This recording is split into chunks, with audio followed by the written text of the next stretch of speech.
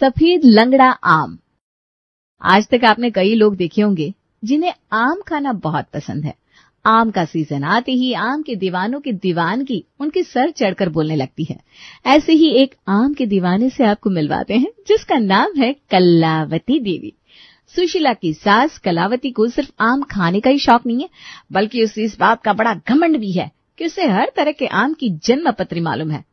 अब आप ये सोच रहे होंगे कि आमों की भला कोई जन्मपत्री होती है? अगर सच में आपके मन में यही ख्याल आया है ना, तो चलिए आपको कला देवी से ही मिलवा देते हैं। बहन जी, बुरा मत मानिएगा, लेकिन आपके पोते की नाक बड़ी चपट नजर आ रही है। आपके परिवार में तो किसी की नाक इतनी चपटी नहीं है। किस पर गया ये? कैसी बात कर रहे हैं बहन जी आप? 2 महीने का बच्चा है, इतनी कम उम्र में कहाँ पता चलता है कि नाक लंबी है या चपटी।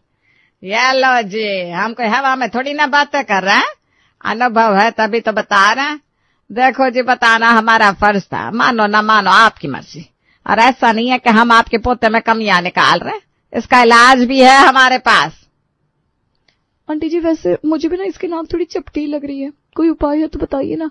मैं भी चाहती हूँ कि मेरे बेटे की नाक हम सबकी तरह ऊंची और लंबी हो। अरे तो मैंने कब इनकार किया? तुम अपनी सास को देखो, आंखें तरह रही है जैसे मैंने कोई झूठ बोल दिया हो। छोड़िए ना आंटी जी, मम्मी जी को आप बताइए ना क्या उपाय है। हाँ, तो उपाय बड़ा ही सरल है। तोतापरी आम का नाम सुना है तुमने? बिल्कुल सुना है आंटी जी, लेकिन तोतापरी आम का मेरे बेटे के नाक से क्या संबंध? अरे पूरी बात तो सुन लो। तोतापरी आम को मिक्सचर में अच्छे से पीस कर मैंगो शेक बना लेना और उसी को दिन में 3-4 बार पिलाओ अपने बच्चे को। फिर देखो इसकी नाक कैसे एकदम पानी हो जाती है। बहन जी, मजाक करेंगे क्या आप? 2 महीने के बच्चे को कौन भला आम चटाता है? और चलिए, हमने आपके कहने से बच्चे को आम चटा भी दिया, तो आम चाटने से उसकी नाक लंबी हो जाएगी। ये कहाँ का गणित पढ़ा रही हैं आप हमें?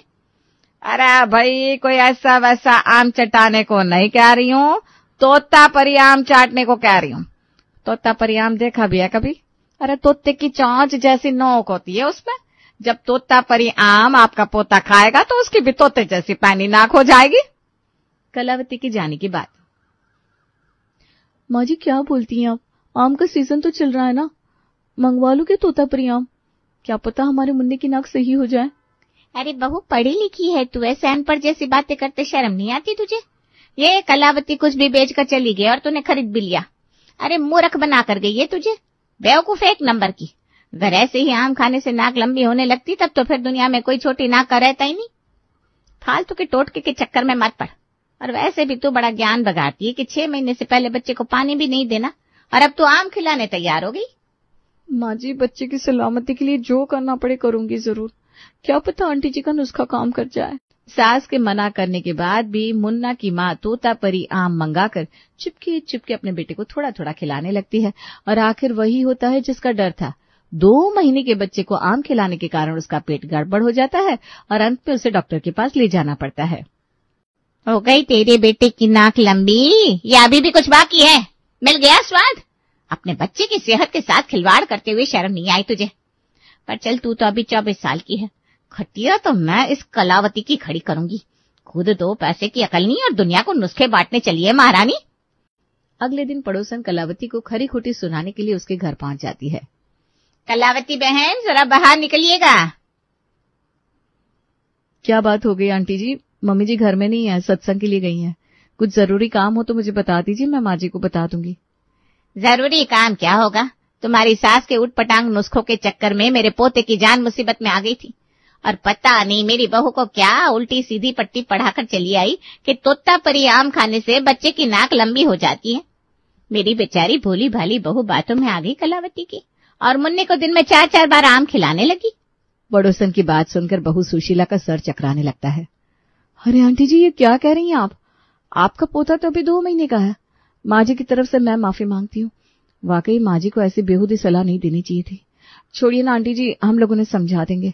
बिना बात में आप कुछ कहेंगे तो लड़ाई झगड़ा होगा और गली मोहल्ले में लोग तमाशा देखेंगे, उसका भी क्या फायदा है। पड़ोसन 10 तरह की बातें सुनाने के बाद लौट गई थी, और इधर बहू सुशीला अपना सर पकड़े बैठी थी। जब भी आम का सीजन आता है ना, माँ जी को पता नहीं क्या हो जाता है। ये आम के दौरे पड़ने शुरू हो जाते हैं। हर आते जाते आदमी को मुफ्त की सलाह बांटना शुरू कर देती हैं और हमें मुसीबत में फंसा देती हैं। मुझे तो लग रहा है किसी दिन सड़े हुए अंडे पड़वाएंगे ये हमारे ऊपर। अगले दिन। आरा सुगंधा, तू अचानक यहाँ? थोड़ी परेशान लग रही है, सब ठीक तो है ना? देख, मुझसे मत छुपाना, जो भी बात है सच सच बता। चाची जी क्या बताऊं, मेरे और अजय के बीच में सब ठीक नहीं चल रहा। छोटी छोटी बातों पर झगड़े हो जाते हैं हमारे। हम दोनों को लग रहा है दो अलग अलग पटरी हैं जो कभी साथ हो ही नहीं सकते। मुझे तो लग रहा है शादी करने का डिसीजन बहुत जल्दबाजी में ले लिया हमने। हम दोनों का साथ निभा पाना बहुत मुश्किल है। अरे बेटा, इतनी सी बात के लिए इतना परेशान होने की कोई जरूरत नहीं है। प्रॉब्लम है तो उसका सोल्यूशन भी है। देख, आम का सीजन है, बाजार जाकर 1 किलो सिंदूरी आम लिया और उसे अपने पति को खिला दे। बल्कि मैं तो कहती हूँ दोनों पति पत्नी खाओ उसे, पूरी गर्मी रोजाना खा, उसके बाद बताना क्या होता है। आपके कहने का मतलब है आंटी जी मैं आम खाऊं तो मेरा रिश्ता सुधर जाएगा? अरे क्यों नहीं भाई, ऐसे ही थोड़ी ना, नाम उसका सिंदूरी है, सिंदूर की रक्षा करता है वो आम। तू समझ ले, देवताओं का हर शादीशुदा औरत के लिए प्रसाद है, प्रसाद। अरे भाई, हमारे देश की संस्कृति ना, फल फूल हर चीज का कुछ ना कुछ विशेष मतलब है। बस मूर्ख तो हम लोग हैं जो हम उनका अर्थ नहीं जानते। मैं समझ नहीं पा रही हूँ आंटी कि आप इतने बेसिर पैर की बात इतने कॉन्फिडेंस से कैसे कर लेती हैं। आज से पहले मैंने कभी किसी के मुंह से नहीं सुना सिंदूरी आम खाने से सिंदूर की रक्षा होती है। देख बेटा, जो मुझे बताना था मैंने बता दिया, अब तेरी मर्जी है, तुझे अमल करना हो तो कर, नहीं करना तो जय राम जी की। वैसे भी किसी ने ठीक ही कहा है, कलयुग है कलयुग। कलयुग में किसी को अकल की बात बताओ तो इंसान दूसरे को मूर्ख ही समझता है।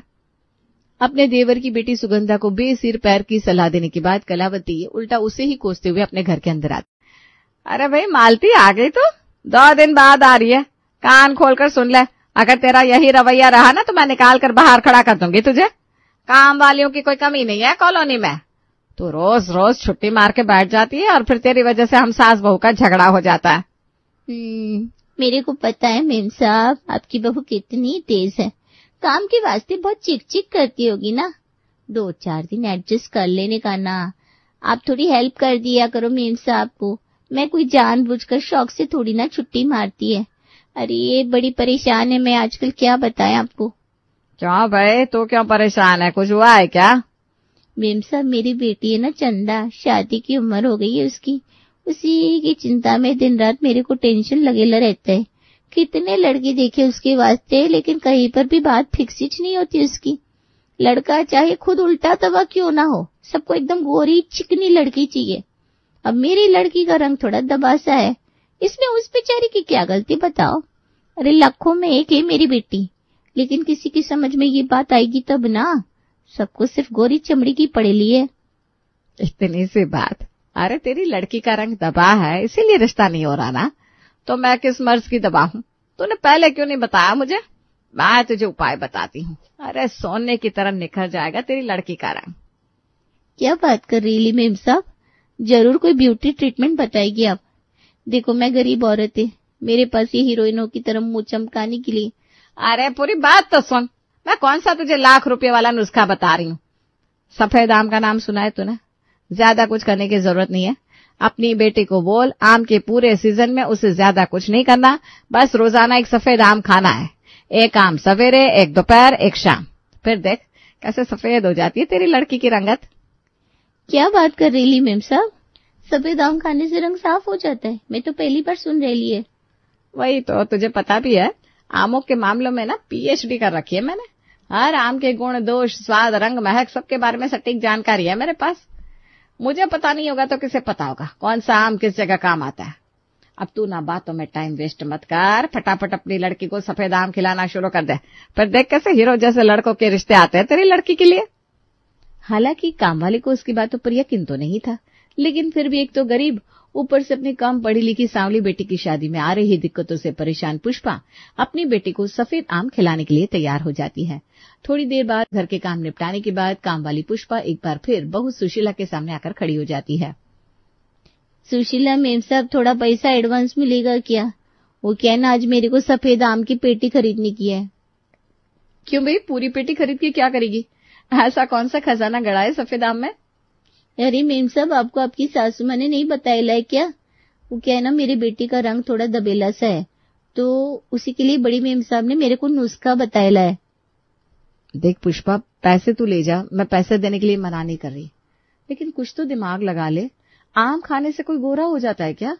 और वैसे भी ये गोरा काला ये सब पुराने जमाने की बातें होगी। आजकल तो लोग गुणों पर ध्यान देते हैं। बहू सुशीला उसे समझाने की बहुत कोशिश करती है, लेकिन पुष्पा को तो अब अपनी बेटी को गोरा करने का फितूर सवार हो गया था। इसलिए वो सुशीला से पैसे लेकर आम की एक पूरी पेटी खरीद कर अपने घर पहुंच जाती है और अगले दिन से कलावती के बताए अनुसार तीनों टाइम अपनी बेटी को सफेद आम खिलाने लगती है। माँ जी का बिना लगता है दिमाग ठिकाने पर नहीं है। खुद तो किसी बात की सही जानकारी रखती नहीं और लोगों को ज्ञान बांटने निकल पड़ती है। और सबसे ज्यादा तो गुस्सा मुझे उन लोगों पर आता है जो माँ जी जैसे लोगों से ज्ञान लेने के लिए तैयार बैठे रहते हैं। अरे कोई लॉजिक है इस बात का कि सफेद आम खाने से आदमी गोरा हो जाएगा? हद है। 1 महीने बाद बहू सुशीला का भाई नीरज घर आता है। भैया आप बैठो, मैं आपके लिए चाय बनाकर लाती हूँ। सुशीला रसोई में चाय बना रही थी कि अचानक किचन का बल्ब फ्यूज हो जाता है। लो, रसोई का तो बल्ब फ्यूज हो गया। तो रुक सुशीला, मैं अभी चेंज कर देता हूँ। सुशीला का भाई स्टूल पर खड़े होकर रसोई का बल्ब चेंज कर रहा था कि अचानक स्टूल का बैलेंस बिगड़ता है और वो धम से आकर जमीन पर गिर पड़ता है। हाय, मर गया रे सुशीला, लग रहा है मेरी टांग टूट गई। हाय राम, दर्द से हाल बेहाल हो रहा है। भाई को दर्द से चिल्लाते देख सुशीला जल्दी से रिक्शा बुलाती है और अपने भैया को लेकर अस्पताल पहुंच जाती है। वहां जाने पर पता चलता है कि वाकई सुशीला के भाई नीरज का पैर टूट गया है। घर आने के बाद, मुझे माफ कर दो भैया, ना मैं किचन का बल्ब आपसे चेंज करवाती, ना आप गिरते और ना ही आपका पैर टूटता। सब कुछ मेरे कारण हुआ है। अरे नहीं पगली, तू खुद को क्यों दोष दे रही है? जो होना था सो गया। बस अब मैं 40 दिन के लिए तेरे यहाँ फंस गया। ट्रेन से वापस अपने घर जाने की कंडीशन तो है नहीं मेरी। भैया इस हालत में मैं आपको कहीं जाने भी नहीं दूंगी। जब तक आपका पैर ठीक नहीं हो जाता आप मेरे साथ ही रहेंगे। तेरे भाई का पैर ठीक करने का रामबाण उपाय है मेरे पास। तो ऐसा कर, अपने पापा जी को फोन लगाकर 5 किलो लंगड़ा आम मंगा ले। क्या बात कर रही है माँ जी आप? लंगड़ा आम से क्या होगा? ला जी, अब ये मत कहना कि तुम्हें भी नहीं पता कि लंगड़ा आम खाने से टूटी हुई हड्डियां जुड़ जाती है। अरे ऐसी थोड़ी ना उस आम का नाम लंगड़ा रखा गया है, इसके पीछे ठोस वजह है। यकीन ना हो तो खाकर देख ले। मैं तो कहती हूँ ये प्लास्टर उतार कर फेंक दे और मेरे बताए अनुसार दबा के लंगड़ा आम खा, फिर देख कमाल। डॉक्टर तो बिना बात ही हजारों रुपए का बिल बना देंगे और 100 चौंचले बताएंगे 100 अलग। तो ऐसा कर बहू, इसके पैर में गरम पट्टी बांध, आम के पत्तों से सिकाई कर और जितना हो सके उतना लंगड़ा आम खिला इससे। अरे बहन, डॉक्टर का खर्च मैं उठा लूंगा, लेकिन ये टोटका तू मेरे ऊपर मत आजमाना। हद कर दी है माँ जी ने। न जगह देखती है न समय देखती है, कहीं भी शुरू हो जाती। एक तो बेचारे भैया वैसे ही दर्द से बेहाल है, ऊपर से माँ जी अपने बेहुदा आइडिया बताकर उन्हें डरा रही हैं। जैसे ही पड़ोसन को पता चलता है कि सुशीला के भाई का पैर टूट गया है, वो उससे मिलने के लिए उनके घर आती है। अरे सुशीला, एक बात बताए, बुरा मत मानना। अपने भैया को ना अपनी सास से थोड़ा बचा कर रखना। क्या बात हो गई आंटी जी, आप ऐसा क्यों कह रही हैं? अरे बड़ी बेहूदी है तुम्हारी सासू माँ। मेरी बहू को नुस्खा बताकर गई कि आपके बच्चे की नाक चपटी है तो उसे तोतापरी आम खिला दो। और वो विमला की बेटी सुगंधा उसे सलाह दी कि सिंदूरी आम खाने से पति पत्नी के बीच में प्यार बढ़ता है और पति की आयु लंबी होती है और आपसे संबंध सुधर जाते हैं। उसके पति और उसके बीच में कुछ ठीक नहीं था। काउंसलिंग के लिए बोला था उन्हें और वो बेचारी काउंसलिंग में जाने के बजाय सिंदूरी आम खा रही थी। तलाक हो गया उसका उसके पति के साथ, अपने मायके आकर बैठी अभी। इसीलिए बोल रही हूँ अपनी सास से थोड़ा बच के रहना, कहीं ऐसा ना हो कि तुम्हारे भाई की टूटी टांग का इलाज भी वो आम खिलाकर ही करते। माँ जी की वजह से आप लोगों को जो कुछ भी झेलना पड़ा उसके लिए मैं माफी मांगती हूँ। आप ठीक कह रही हैं आंटी जी। अभी तक तो मैं माँ जी की बातों को सिर्फ उम्र का तकाजा समझकर इग्नोर कर देती थी, लेकिन अब मुझे भी लग रहा है कि उन्हें रोकना बहुत जरूरी हो गया है, वरना उनकी बातों से न जाने कितने लोग ऐसे ही भ्रमित होते रहेंगे। मेम साहब, मैं भी कुछ कहना चाह रही है। बड़ी मेम साहब ने बोला था सफेद आम खाने से रंग गोरा होता है, उसकी वजह से मैंने कर्जा लेकर आम की 2 पेटी मंगवाई। आम खा खाकर मेरी बेटी का पेट बिगड़ गया, मुंह पर फोड़े निकल आए, लेकिन मजाल है जो रत्ती पर भी रंग साफ हुआ हो। सुशीला सास के कारनामे सुनकर परेशान हो रही थी, तभी उसे सास के चीखने की आवाज सुनाई देती है। सुशीला सास के कमरे में पहुंचती है, देखती उसकी सास जमीन पर अपना पैर पकड़े बैठी थी। अरे माँ जी, क्या हो गया? अरे बहू, सब मेरी गलती है।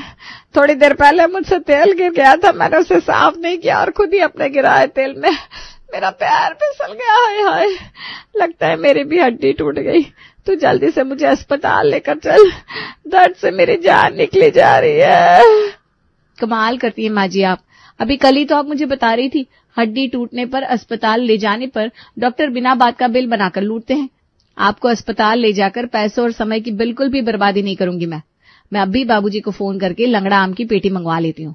मैं तो कहती हूँ आज से आप खाना बंद ही कर दीजिए, सिर्फ और सिर्फ लंगड़ा आम खाइए ताकि जल्द से जल्द आपके पैर की हड्डी जुड़ जाए। और क्या बताया था आपने? हाँ, दिन में 3 बार आपके पैर पर आम के पत्ते बांधकर सिकाई करनी है और प्लास्टर की जगह गरम पट्टी, वो तो मैं अभी बांध देती हूँ। अरे बहू क्या बकवास किया जा रही है, मैं कह रही हूँ दर्द से मेरी जान निकल रही है और तू मुझे ज्ञान भगा रही है। अपना ज्ञान अपने पास रख और तुरंत अस्पताल लेकर चल मुझे। अरे माँ जी बड़ी जल्दी हथियार डाल दिया आपने। मैं तो कहता हूँ लंगड़ा आम खाइए, लंगड़ा खाकर 4 दिन में भांगड़ा करने लगेंगी आप। ये डॉक्टर दवाइयां ये सब बेकार की चीज है। बेचारी कलावती, उसकी आंखों से आंसू बहने लगते हैं। मैं माफी मांगती हूँ, मुझे पता है मैं सबको ऊट पटांग नुस्खे बताकर वाहवाही लूटने की कोशिश करती थी। आम खाने से स्वाद तो मिलता है, लेकिन ना तो लंगड़ा खाने से टूटी टांग जुड़ती है और ना सफेद आम खाने से रंग हो रहा होता है। मैं सबसे माफी मांगने के लिए तैयार हूँ, लेकिन अभी मुझे अस्पताल लेकर चलो बस। आखिर कलावती की अपनी गलती कबूलने के बाद ही बहू सुशीला उसे अस्पताल लेकर जाती है और उस दिन के बाद कलावती सभी को आम के उल्टे फुल्टे नुस्खे बताने बंद कर देती है।